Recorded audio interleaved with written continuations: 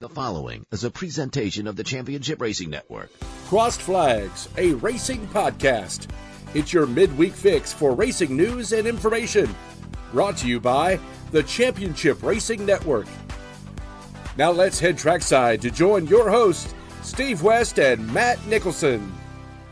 Welcome into the latest edition of Crossed Flags here as we are in transition period, week number 1. If you've been checking out the big show, you know our big news has been that we're switching radio stations as far as the mothership is concerned. One more time, want to thank everybody at 95.1 The Mountain Lake Broadcasting for being such gracious hosts over the past several years. We really do appreciate that. And Grady Sapp and everybody up there, they've been really good. But we're taking this weekend off because Matt and I are going to be out at Barber Motorsports Park. It's Indycar weekend here in the state of Alabama, our home state, and I am blessed enough to be able to do PA work, and Matt is going to come up and assist me because, let's face it, it's a 2+ mile road course, and I can't keep an eye on everything, so Matt's going to be a very gracious assistant, so to speak. We're going to have a good time out there. We're going to have some pictures. Well, we're going to have a lot of pictures and have a good time out there. And then the next weekend, after one more Crossed Flags podcast, we're going to debut on our brand new flagship station, Talk 99.5 in Birmingham, Alabama. Nothing should change when it comes to the internet side of things. So if you check out our show via this particular avenue right here, which is CRN Live, shouldn't have any problems. We still plan, of course, on having the Cross Flags podcast up on the Real Talk 99.5 page and the Jocks 94.5 YouTube pages as well. Thanks to producer Molly for that, producer John for everything that he's doing with this right now. But yeah, we're in transition week. So just be prepared. No big show this weekend, but yes, Cross Flags right now. And of course, one more next week. But Matt, we just got done with Darlington. Jealous of the folks over at 95.1 The Mountain who got the chance to go out there and broadcast live, and we haven't been out there in a while. But apparently we made something of an impression on one Dan Lockamy, who talked about you and me and remembering us from our time at being there. So that's a good thing. Oh, yeah. That's never a bad thing at all. Yeah. So, yeah, very jealous about that. Hopefully we'll get the chance to head on over to Darlington. You and I are talking about maybe trying to go there in the fall because Southern 500 Labor Day weekend might be a good opportunity for us, but we'll talk about that more as we go further. You're overdue.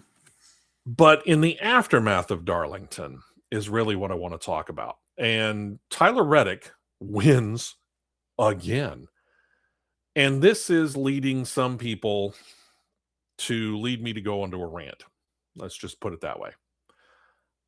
And I don't know whether you've checked this out on social media or not, or seen any of these posts on social media who people believe that either things are scripted for Michael Jordan in 2311 so that NASCAR gets good press, or that NASCAR is somehow trying to suck up to 2311 as one of the two teams that was involved in the lawsuit that got settled, and they're letting or forcing a way that you're going to get, specifically in this case, Tyler Reddick to win 4 out of the first 6 races of the year.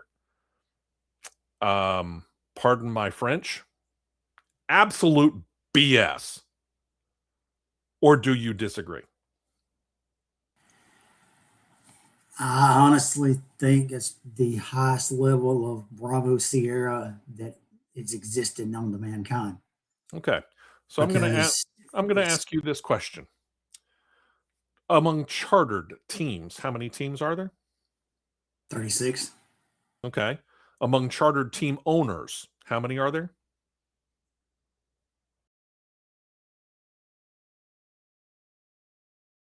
7 or 8, maybe. Okay. Ish. Amongst the total number of team owners that are in NASCAR, be they owning charters or not? 12, 13? Give or take.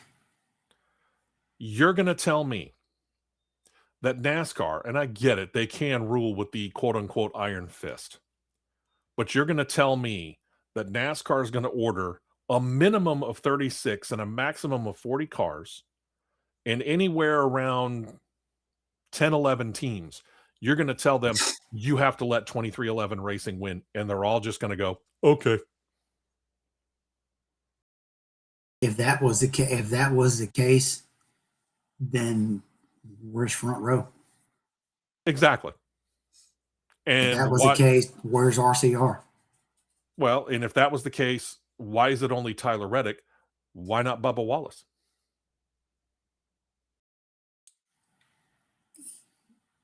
It absolutely baffles me of how people can sit behind a keyboard and look like Jim Carrey off of Bruce Almighty, typing up random garbage things and using AI to come up with garbage articles. I know. It's you and I have seen this and we've heard this, and it's not just specifically endemic to NASCAR. It's apparently across all sports. You get people who honestly believe that the college football season or the National Football League season or Major League Baseball, pick a sport, pick a game. It doesn't matter what it is. Oh, it's scripted for team A or for person A to win the championship. No, it's not. Yeah. You're not going to get multimillionaires, if not billionaire team owners of the franchises. Use that term loosely because there isn't really a franchise in NASCAR, but understand where I'm going with that. Multimillionaire / billionaire owners of franchises, teams, whatever they are.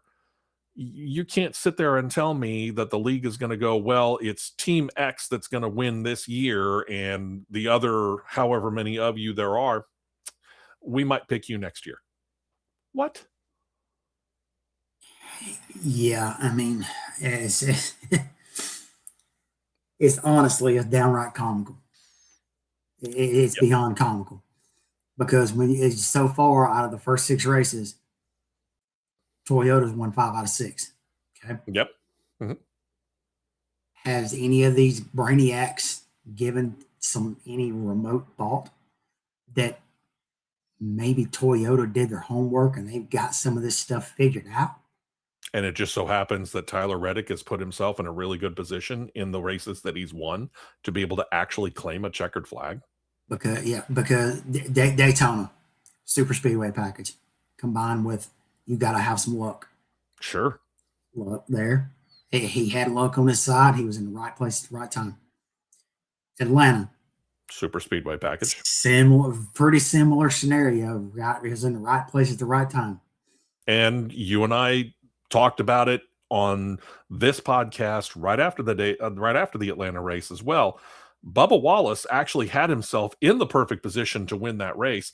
He just overshot a block when really he probably shouldn't have even worried about blocking in the first place. He should have held what he had. Yeah, but had his teammate right on his back bumper.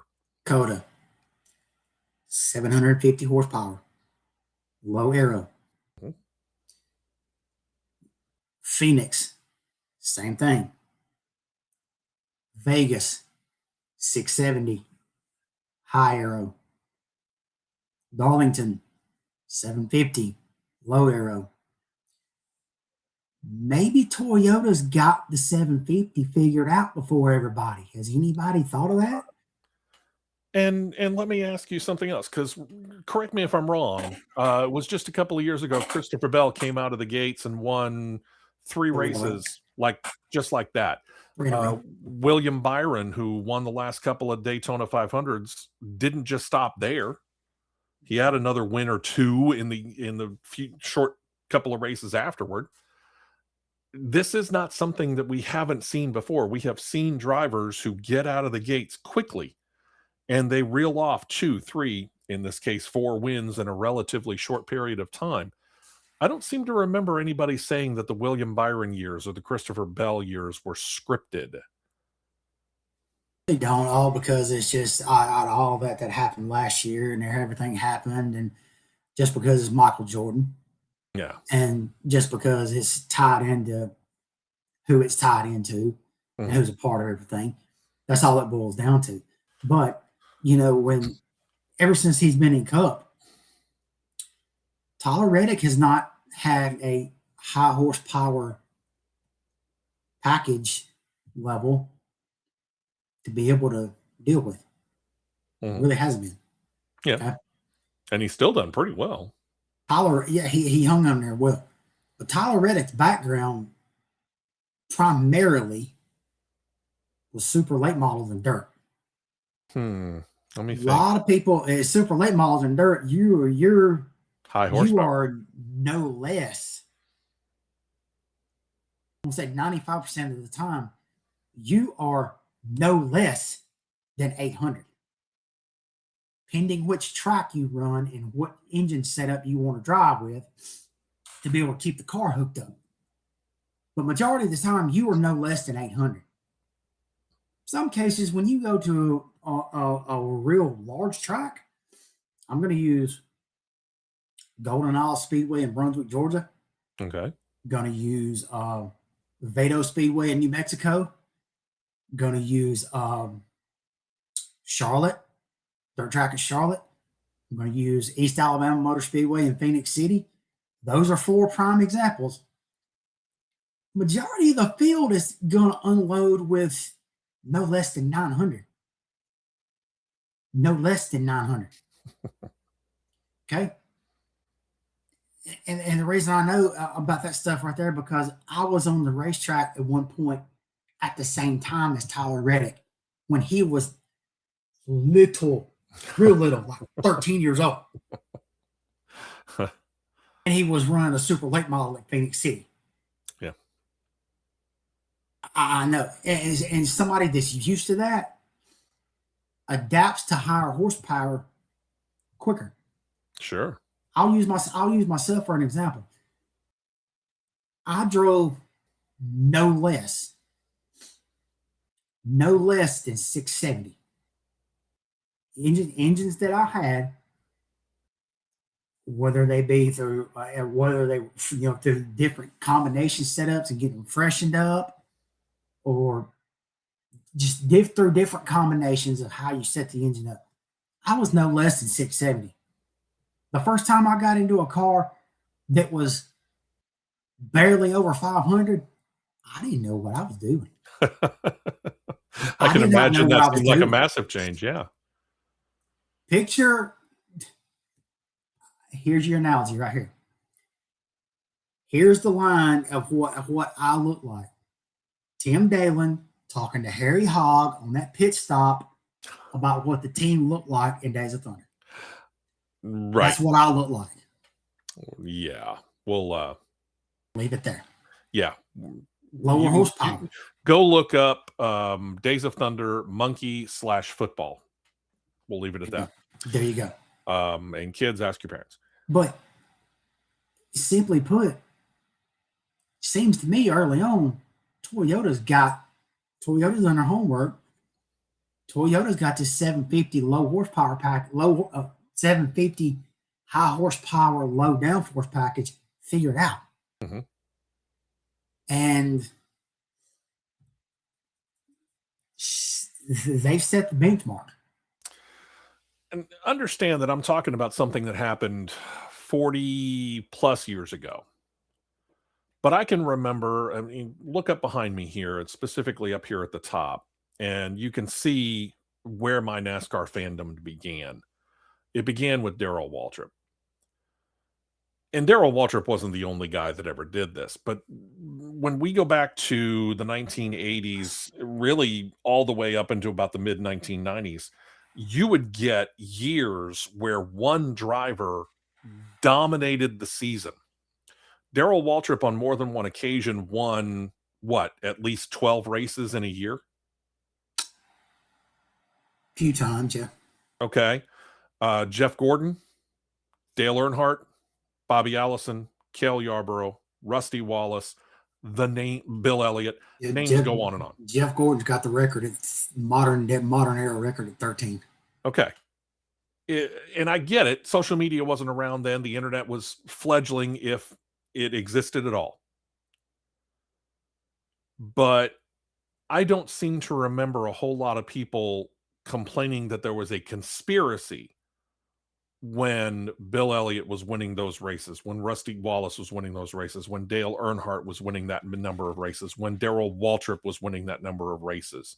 You see where I'm going with this? Yeah, people complained about Jeff Gordon winning all the time or DW winning all the time, but there wasn't a conspiracy theory that, oh, NASCAR must be allowing, pick whatever driver you want, to be able to win all the time.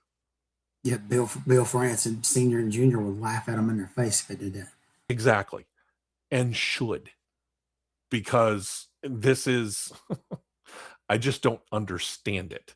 If they want to have all these theories and have all these conspiracies and thoughts and theories and whatever you want to call it, maybe they should have went up to the turn four stands at Darlington and approached Ben Kennedy and the executive team that were sitting in the stands in normal fan attire, sitting there just being fans and getting the vibe of everything, which honestly, I thought was brilliant to do that. So that needs to be done more amazing. Oh yeah, absolutely. And truth be told, and not just by NASCAR, this needs to be done by the commissioners of every single sport that's out there. You need to get out there amongst the fans, and you need to see exactly what the fans are seeing and experience what the fans are seeing, so that you know firsthand what's right and what's wrong. Exactly. Get up there in the thick of it. Get sunburnt. Yeah. Get a beer or two thrown on you or something, or whatever. Or heck, you never know. You might actually get some kudos. Yeah, could happen. I mean, that was I thought that was brilliant of them to do that, and it needs to be done more often. Oh yeah, I agree wholeheartedly.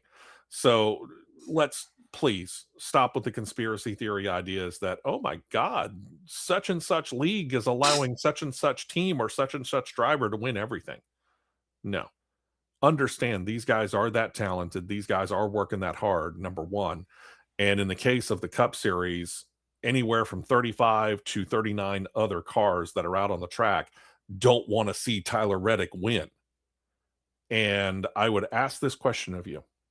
If you were a major Tyler Reddick fan, would you be calling this a conspiracy? Or no, I would be smiling going, keep going, Tyler. Or let's put it the other way. Yeah. If it's your favorite driver that's won 4 out of the first 6 races of the year, are you calling that a conspiracy theory? No, you're not.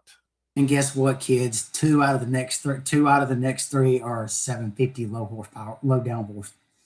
So get ready. Yeah, be prepared. Strap in, boys and girls. Yep. Not too long from now, we'll get Talladega, which could be an equalizer. We don't know. We'll see. Either way. Thank you very much for checking us out here again. Off this weekend, no big show this weekend. We're taking this weekend off so Matt and I can be out at Barber Motorsports Park, take in everything at the Augusta of racetracks, as they like to call it. And I tend to agree. And I imagine with the weather that we've got coming in, it's going to be set up beautifully out there. So if you get the chance to come to Barber Motorsports Park, do so.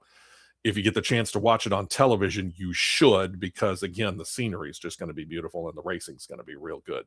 We're here and the weather is going to be great, even a little bit cool, which means those cars get to make even that much more power. Going to be a lot of fun. So make sure you're checking it out, and we'll be back with a big show in a week and a half. We'll give you another Crossed Flags here in about a week. Once again, our thanks to producer John for doing what he's done for us today as we record this on a Tuesday. Our thanks to producer Molly for helping us get this located on all the different places that it's going to be. Have a fantastic weekend this weekend, and we'll be back about 1 week from today with another edition of Crossed Flags.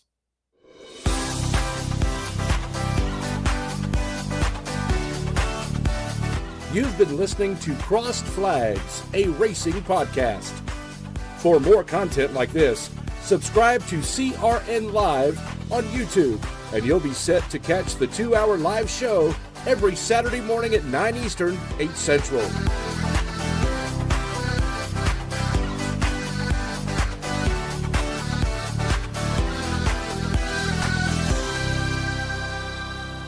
This has been a presentation of the Championship Racing Network.